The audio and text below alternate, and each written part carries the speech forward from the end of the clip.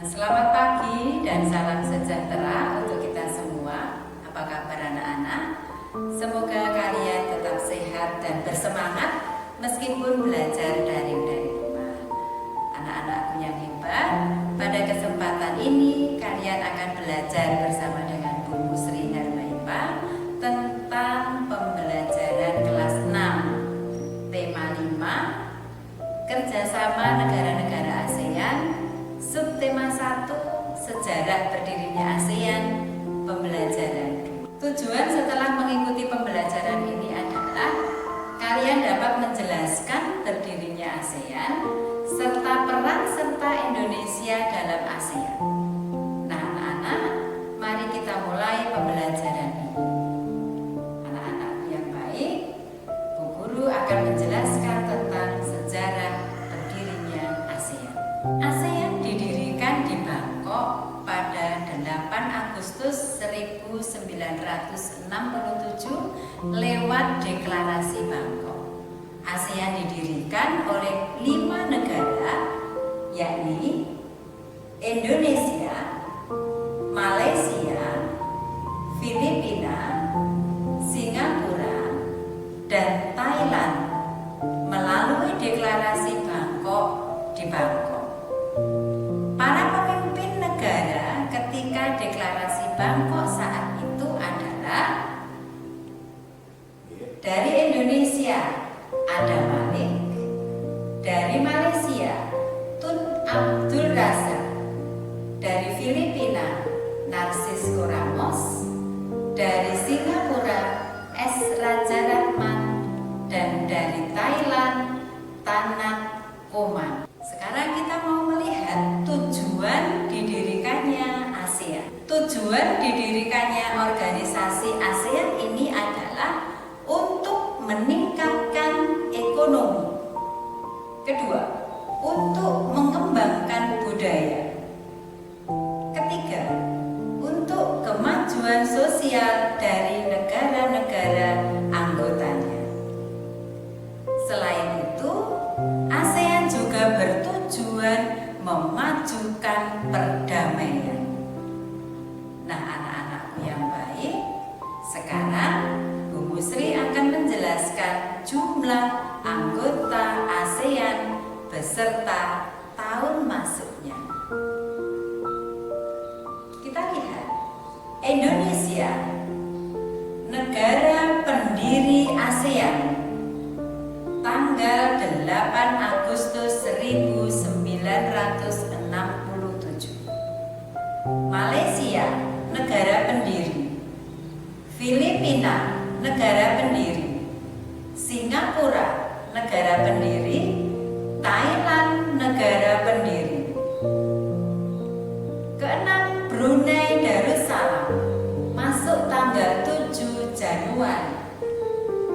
Vietnam, tanggal 28 Juni 1995. Laos, tanggal 23 Juli 1997.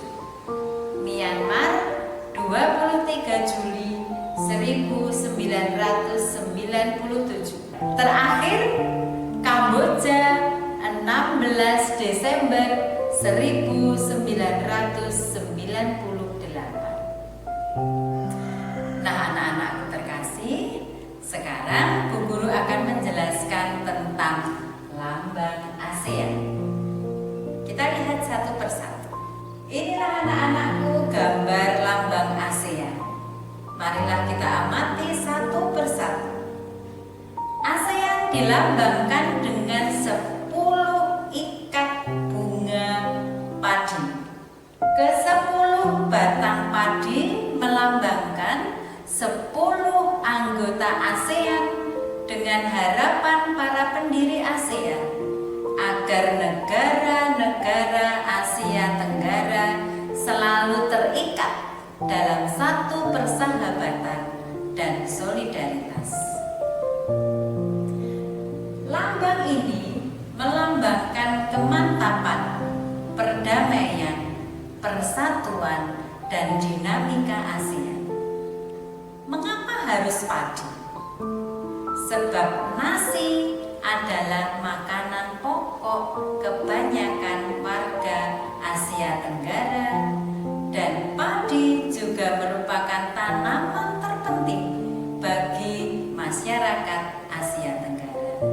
Nah, anak-anak terkasih, sekarang Bu Sri akan menjelaskan tentang profil negara-negara ASEAN. 1. Singapura. Singapura beribu kota di Singapura. Wilayah Singapura seluas 716 km persegi dengan penduduknya berdasarkan data tahun 2015 sebanyak 5.535.000 jiwa. Pada saat ini mata uang Singapura adalah dolar Singapura. Bahasa resmi negara adalah bahasa Inggris. Nah, anak-anak terkasih, itulah negara ASEAN yang pertama. Sekarang kita akan bahas negara ASEAN yang kedua. Negara yang kita bahas yang kedua adalah Thailand. Ibu kota Thailand adalah Bangkok, dengan kepala pemerintahannya Perdana Menteri. Mata uang yang digunakan Thailand adalah baht. Thailand adalah negara merdeka. Artinya Thailand negara yang belum pernah dijajah.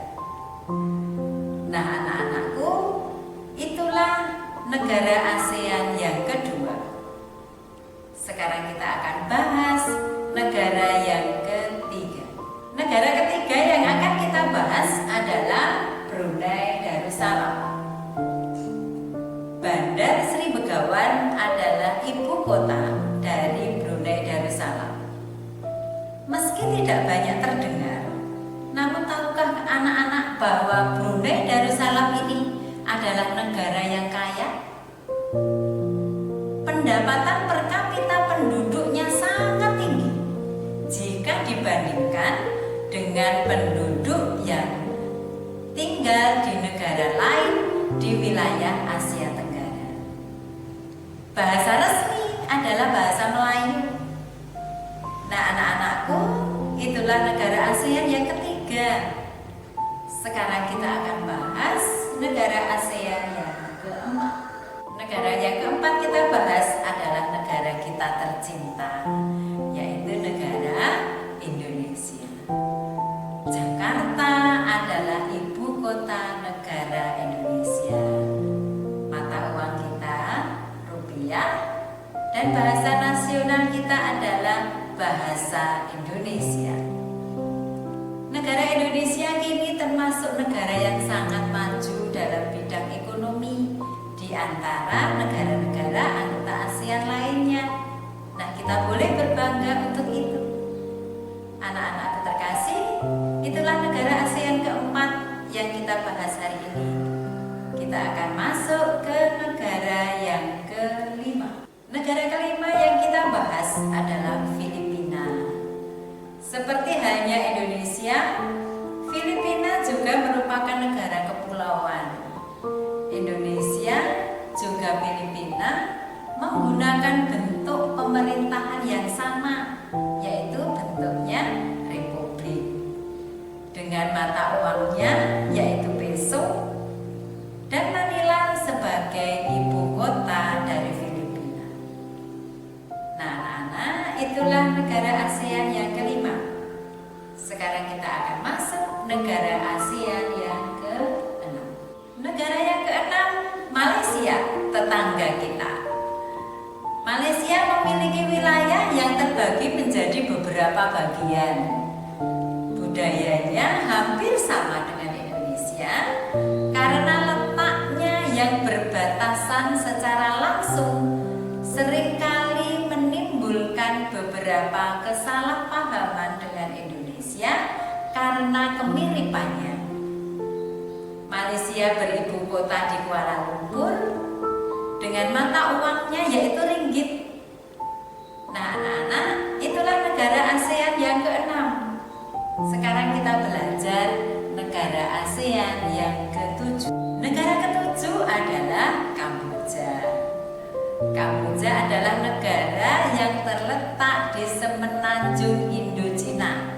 Adanya sungai Mekong yang mengalir di negara ini menjadikan negara ini sangat subur tanahnya, sehingga sektor pertaniannya sangat maju.